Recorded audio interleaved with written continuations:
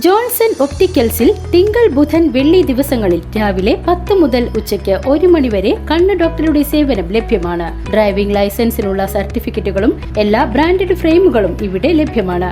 കൂടാതെ ഡോക്ടർമാർ നിർദ്ദേശിക്കുന്ന എല്ലാത്തരം കണ്ണടകളും ജോൺസൺ ഒപ്റ്റിക്കൽസിൽ നിന്നും ലഭിക്കുന്നു. ജോൺസൺ കണ്ണട വ്യാപാരം ഡിവൈൻ ആശുപത്രിക്ക് എതിർവശം വടക്കാഞ്ചേരി.